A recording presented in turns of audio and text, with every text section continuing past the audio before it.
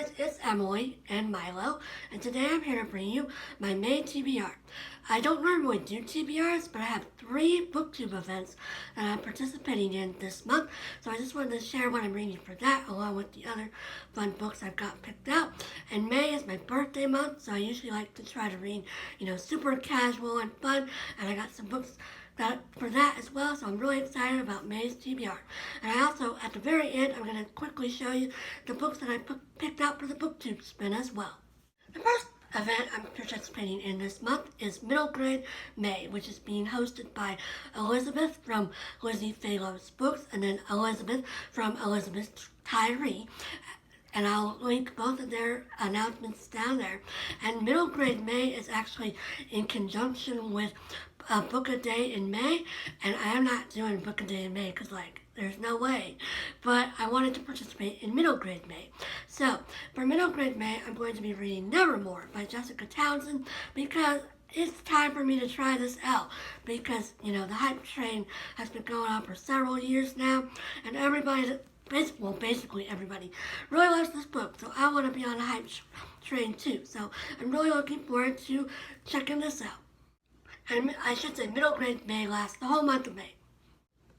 The next event that I'm participating in is Springathon. And Springathon lasts May 1st through 14th, and it's being hosted by Doris from Aldi Books, Heidi from My Reading Life, Emma from A Cup of Books, Natalie from A Curious Reader, and then Julia from the Blank Garden on Instagram. And I'll link Heidi and Doris's videos down below because they're the ones that I follow. And for that, I'm going to be reading The Story of War by Jahren. And this is a book all about climate change, the history of climate change, and then the future of the planet Earth with dealing with climate change. And I don't know if this technically meets the qualification of nature writing, but I figured it's all about saving our nature and saving our Earth. So I'm still going to read it because I've been looking forward to reading it for a while. Sorry, I had a bit of a coughing spat there. Anyway, so I've been looking forward to reading this for a while, and Heidi and Doris were the ones that first turned me on to reading this. So I'm really excited, and I'm really looking forward to participating in Springathon. The final event that I'm participating in May is Maybe Midrash, which is being hosted by Felicia from Little Prairie Library, Steve Donahue, and then Jason from Old Blues Chapter and Verse, and that's lasting the whole month of May as well, and I'll link Felicia's video down below. And for that, I'm going to be reading Grace for the Good Girl, Letting Go of the Try Hard Life by Emily P. Freeman. Oh, I didn't say what Maybe Midrash is a month-long readathon that's focused on reading books about religion and about books that make you think more deeply about religion. So that's why I'm reading this. And this is a Christian, self-help kind of book, I think, about, letting go of being stressed about, making sure you're doing the right thing all the time and just accepting God's grace and God's love as being, everlasting no matter what you do. And so I'm really looking forward to this. And I'm also really hoping I finally get this read because it's been on my TBR since 2014. So, what's up with that? But yeah, I'm really looking forward to participating in Maybe Midrash because I wanted to participate last year and I didn't get to it. So one of my fun books for the month is The One in a Million Boy by Monica Wood. This is such an Emily book, or at least it sounds like it, and I've been meaning to read it for a while, and I specifically asked for it for Christmas so that I would have an excuse to read it. And so this is about a 104-year-old lady, and she befriends a young boy that I think is her neighbor or something, and it's just about their friendship and the cool things they do in their lives, and it sounds so cute, and I'm really, really hoping that I love it, and I'm really looking forward to finally getting to it. I then want to read Once Upon a Sunset by Tim Marcel.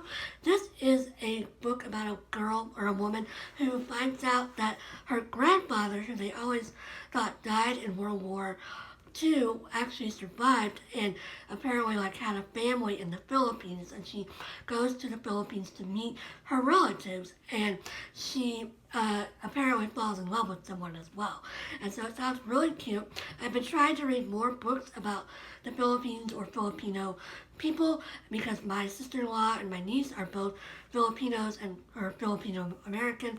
So I just want to be, more versed about the Philippines. Not that I think this is gonna tell me like facts or anything, but it just sounds really cute, so I figured I'd give it a go.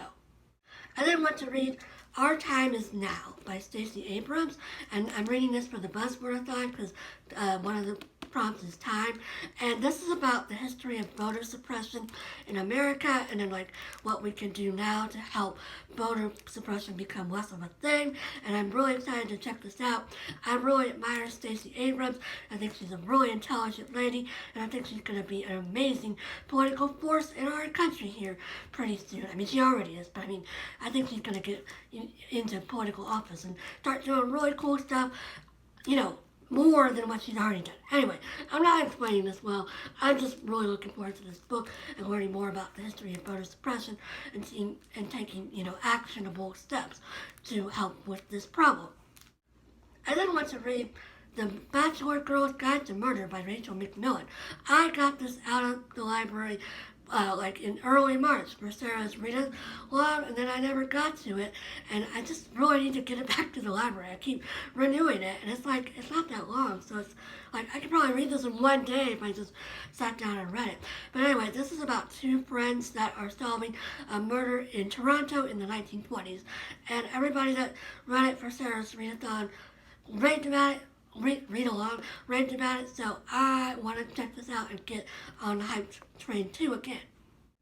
And finally, I want to read Rainbow Valley, which is book number 7 in the Anne of Green Gables series. This is my Anne book of the month, and I think it's just going to be following her kids very much like Anne of Ingleside, which was book number 6. So I'm not expecting to enjoy it as much as the earlier ones, but I am, I'm ready to get it read and get my read-through of the series completed. Alright, so as I mentioned at the start of the video, I'm going to show you my Booktube spin list. I didn't participate in the first Booktube spin because by the time I found out about it, I already had my TBR for February set, and also the next month was March, and of course my March Mystery Madness TBR. I didn't really want to leave it up to chance, but I am going to participate this time. But in true Emily fashion, I'm going to be very practical about the Booktube spin. So the first 8 books on the list are my main TBR books because, I'm already planning to read them, so why not?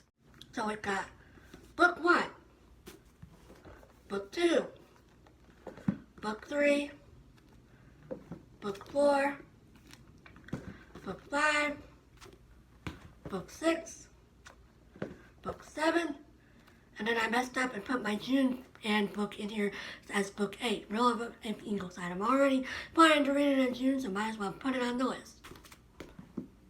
And then book 9. The rest of the books on my list are books that I've been intending to read for a while, and they're on my list for the year to read, so I figured I might as well throw them in here, do the Booktube spin in a way that works for me and my reading goals. So we got book 10. This is Pride and Prejudice by Jane Austen, which is the Jane Austen book I'm planning to read in June. It's for Jane Austen June, so might as well throw it on here. Book 11 is Bridget Jones's Diary, which is a book I've been meaning to reread for a long time. Book 12, As You Wish by Carrie Yules, which I've been meaning to read for a while, and I really want to listen to on audiobook. Book 13, Dutch Girl by Robert Madsen. Again, a book I've been meaning to read for a while, and then I want to listen to on audiobook. Book 14, Blow Away by Elizabeth McCracken. Book 15, A Hundred of Peace by Mary T.S. Schaefer, which is also edited by various people at the White Museum of the Canadian Rockies. Book 16, Smithsonian Women, which is a collection of important artifacts that are housed in the Smithsonian. Number 17 is The Poisonwood Bible by Barbara Kingsolver, which I've been meaning to read for a long time. Number 18 is Babbitt by Sinclair Lewis, which I've been meaning to reread for a long time as well. Book 19 is A Secret Sisterhood by Emily Midorakawa and Emma Claire Sweeney, which I really want to get to.